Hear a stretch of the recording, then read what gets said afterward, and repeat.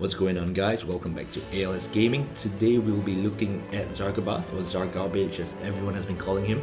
He's actually not that bad of a unit, he's just a bit underwhelming, but he's still a pretty decent support unit. So yeah, let's look at some of his skills. He gets Hero's Crest, which is basically a single target 100% buff to one ally for 4 turns, and it only costs 20 MP. I know you can't see it because of my face over here, but yeah. So basically what it does, it's very similar to Minfilia's Assault Order mixed with her Guard Order, except for one person only. So I can see some use for this in certain situations. For example, if you're just trying to buff up your damage dealer, or if someone just got KO'd and you revive them and you don't want to cast an AoE buff, you can just buff that single unit alone. So next we have Righteous Sword. This is basically a finger snap, so it's a dispel, which ignores 40% defense to one enemy. It's pretty decent as well, only costs 10 NP. And yeah, so next we have Berserk Crest.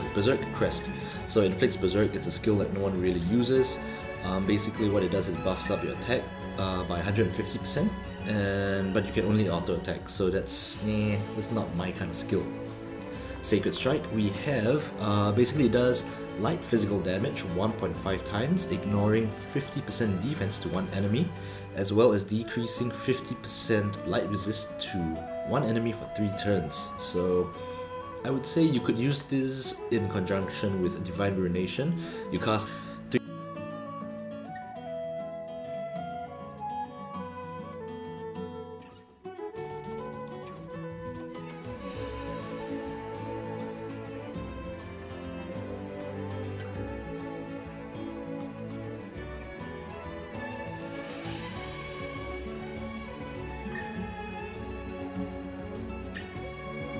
3 times multiplier and ignore 50% defense to all enemies. On top of this, it puts up a barrier, so it's like Sakura's barrier, and you get it decreases 20% of damage taken for 2 turns to all allies. I think this is really useful in certain trials. We used Sakura's barrier in, I think, the Titan trial, so this was pretty useful. It will be a good skill to have until the Near Automata barrier banner comes out, and that's because 9S has a better damage barrier thing that you can use. I think it goes all the way up to 30% or 40%, so that's pretty decent. It's considerably more decent than this. So yeah, but if you don't have 9S, he's still pretty decent if you have Zargabaath for some strange reason. What's this? Alright, so next we have Judgment Blade. Basically what it does is it does damage with ignore defense, and it helps you recover MP to yourself. So if you're running low on MP, just cast this. It's a bit like Mana Blade from Orlando, or Drain basically. So good to have, good to have. Rejuvenate is a full heal to one ally, basically an elixir. This is a very useful skill, especially in trials where you're not allowed to use items. So this functions as a full heal, basically an elixir. Bastion, if you play Overwatch, then you'll know the amount of salt that Bastion produces. So it's a skill here, and it increases resistances to all elements to all allies for 3 turns. Oh, that's pretty good. Okay, it's pretty good. So it's basically Omni Veil, 40%. I think it's higher or the same as Omni Veil, I'm not very sure, but it's very useful in my opinion, especially in the Mughal King Mog raid right now. If you're trying to beat Elite, right? If you're trying to beat Elite, you cast this, yeah, he's just gonna pretty much help you reduce 40% of your elemental damage, because he changes elements here and there or randomly every round. And not everyone has Tilith, so if you don't have her and her Rainbow Veil, this could be a replacement.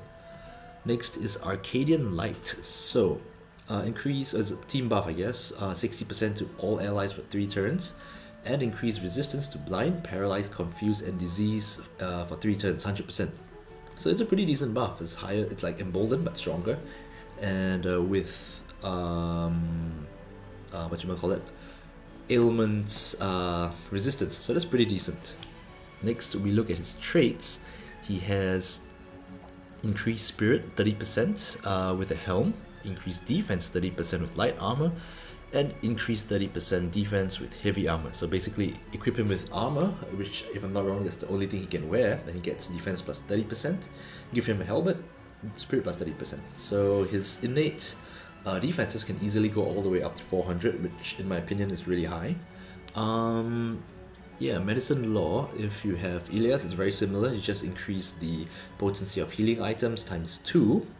Warden is basically a chance to counter physical damage as well as a chance to counter magical damage. Next we have authority, so it's attack or magic increase depending on what you equip, all the way up to 30%. Steadfast gives him 100% resist to blind, paralyzed, confused, and disease. So Arcadian Light does it for your whole team, but you have it innately anyway.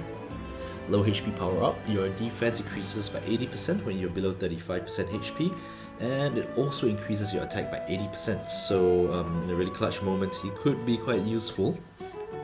Shield Plus gives you a chance to evade physical and magic damage by 20%. Imperial Commander increases your HP by 30% and defense by 20%, as well as MP recover every turn. So I think this is a really good skill to have on any character, regardless of function. Safety. Chance to ignore fatal damage by 100% if HP is above 10% one time. So it's very similar to Frevia in the sense that if she gets hit with a really big attack, she will survive 1 HP if I'm not wrong. So I think this is similar to that, and even if you full heal him again, it's not going to work, but if you revive him, then it will work again. So lastly, we have Flames of Justice, increases HP and attack by 20% when equipped with a light weapon, and increases MP and magic by 20% when equipped with a fire element weapon. So I guess if you're dual wielding on him, it would be pretty interesting to put Excalibur, I guess, and maybe Vernard or what's the one called? Vargas's great sword, I guess. So depending on how you're trying to build him, you can play around with that.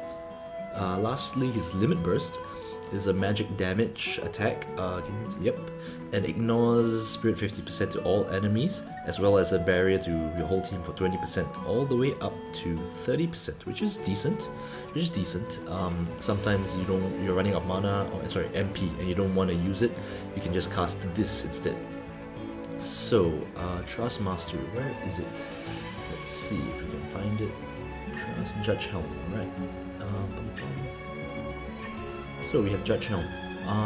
Basically defense plus 35, spirit plus 20, which is pretty decent. Not the best, obviously, but if you have it, it's good to have.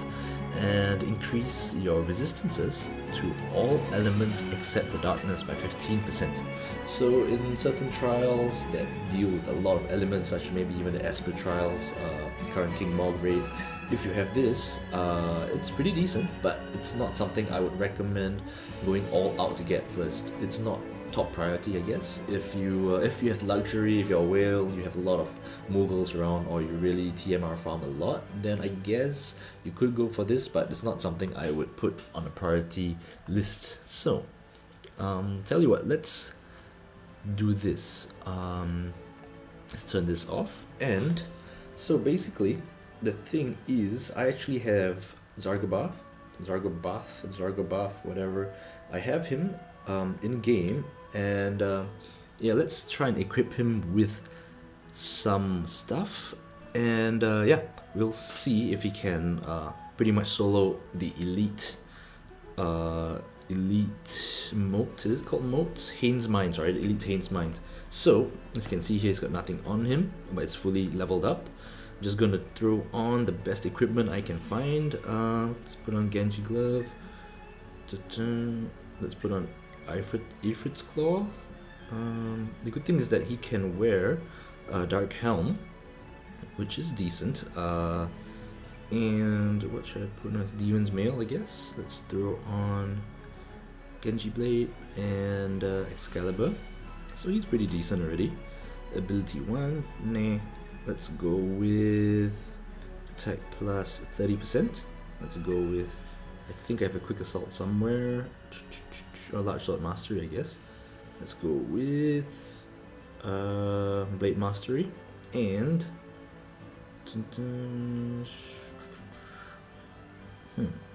you know what, let's just throw on Dragon Killer, because the last boss is a dragon if I'm not wrong. Yeah, so with Esper, he goes all the way up to 766 based off my build, I think, which is, I think is pretty okay. Yeah, I think he should be able to solo the trial, so let's take a look. Alright guys, so we're back and we're gonna go through the Haynes Mine Elite using our Zargabaath. Let's see any interesting friends to bring along. Let's just take a not overpowered one just for the fun of it. So as you can see, he's still equipped with the same items as we put on him before. Oops. Yeah, as you can see. So, and just for lols, the Vans have pretty much nothing on them, so they're all unequipped. So let's go. Can this Zargabaath solo the event? Sort of, I guess.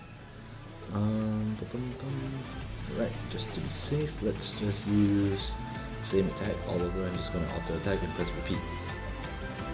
Right. Okay, so you can't kill him in one hit. But that's not the point, right? The point is, can he solo the whole event? Alright, so based off that, he kind of cleared the whole, sorry, the first one. Alright, no bonus units. Alright, that's alright. Okay, second stage down. Pretty decent, pretty decent. Tyrant rocks.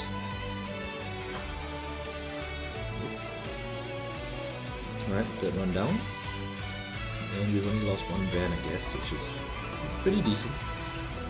X-tab, alright. As you can see, we're using the same attack over and over with OTK.